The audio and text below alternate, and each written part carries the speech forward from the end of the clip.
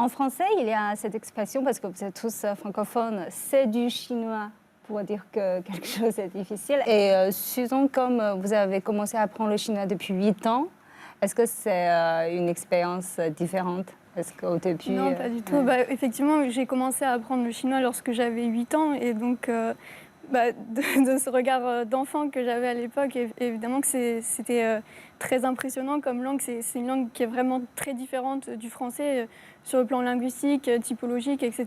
Il n'y a vraiment rien qui se ressemble, aussi bien que ce soit au niveau de l'écriture que des tons, etc. Et d'autre part aussi, on se rend compte plus tard que c'est une langue qui est très très implicite, c'est-à-dire qu'à partir de très peu de caractères chinois, on peut exprimer beaucoup de choses, ce qui n'est pas forcément le cas en français. Et oui, je pense que c'est vraiment deux langues très très différentes, c'est ça qui effraie au début. Ouais. Sylvia, est-ce que c'est aussi un peu difficile au début et ça fait un peu... Vous avez un peu été, entre guillemets, effrayée, comme Chick a dit, par l'apprentissage? Moi, c'était à l'âge de 14 ans que j'ai commencé par apprendre le chinois. Donc, c'est de là, j'étais curieuse de voir une langue carrément différente de ce qu'on nous enseignait au Togo.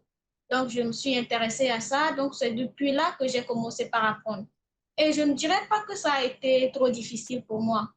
Parce que j'avais appris à la télévision. C'est ce qui m'a aidé à beaucoup plus apprendre plus vite que les autres quand même. Donc, je ne dirais pas que c'était trop difficile pour moi. Et Stéphane? Moi, je n'ai pas trouvé qu'au départ, c'était si difficile que ça finalement. C'est plutôt maintenant que je trouve que ça devient de plus en plus difficile. C'est juste qu'au tout début, ça, finalement, étant donné que ça ressemble structurellement quand même au français, hein, parce qu'on peut dire le sujet, le verbe, l'objet, faire des phrases simples de débutant, ça va. C'est quand ça commence à devenir complexe, une phrase complexe, que ça devient plus délicat. Mais l'écriture, c'est quand même... Oui, alors l'écriture, par exemple en anglais, on dit pas c'est du chinois, on dit c'est du grec, ou c'est du double hollandais. On dit it's all great to me, on dit it's double Dutch to me. C'est-à-dire que finalement, il y a beaucoup d'autres langues qui ont des systèmes graphiques différents du système alphabétique. En grec, on a notre alphabet, en russe, en arabe, etc. En hébreu. En chinois, il y a un aspect difficile de mémorisation, beaucoup plus, parce qu'effectivement, ce n'est pas alphabétique. C'est vrai que c'est assez difficile l'écrit, mais finalement, c'est vraiment difficile pour tout le monde, même pour toi, en fait. Je suis sûr que je peux te trouver des mots chinois que tu ne saurais pas écrire. On parle beaucoup de contexte, en fait. Est-ce que... vous travaillez beaucoup dans l'échange interculturel, donc pensez-vous que la maîtrise d'une langue est équivalente de « je comprends la culture » ? Je crois que, comme je l'ai un peu évoqué tout à l'heure, langue et culture sont deux entités indissociables. Si vous dissociez les deux, alors vous n'allez pas loin. Vous restez vraiment à la surface, ce qu'on appelle en chinois pimao. C'est-à-dire, c'est vraiment juste très superficiel. Parce que derrière chaque expression, il y a toute une sémantique culturelle en général. Donc, il y a beaucoup de gens qui disent « oui, je maîtrise la langue, même si je ne comprends pas leur culture et tout ». Ah non, c'est que vous n'êtes pas au niveau de la maîtrise. Vous comprenez pour communiquer vaguement, mais alors vaguement. Parce que, comment vous dissociez les deux? Lorsque vous communiquez avec des gens qui sont natifs d'une langue et vous n'entrez pas dans leur esprit. Je parle par esprit ici, j'entends par là leur façon de ressentir les mots. Les mots, c'est vraiment...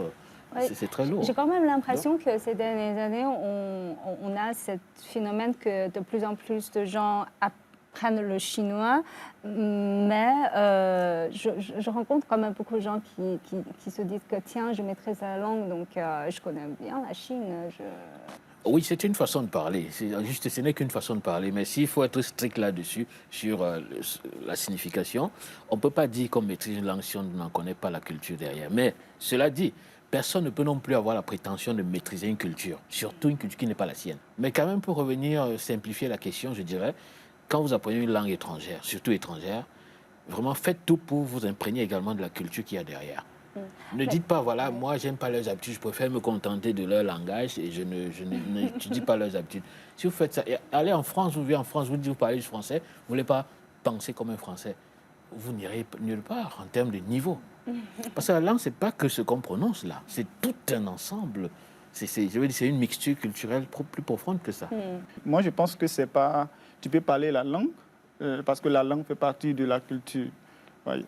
Donc, la maîtrise de la langue chinoise peut te permettre d'approfondir la connaissance de la culture.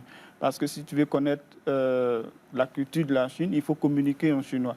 Donc, la langue chinoise nous permet de communiquer, peut-être s'approcher des vieilles personnes. Quand tu vas là-bas dans les villages, dans les campagnes, tu veux savoir, par exemple, comment on fait le mariage, comment on fait la dot en chinois.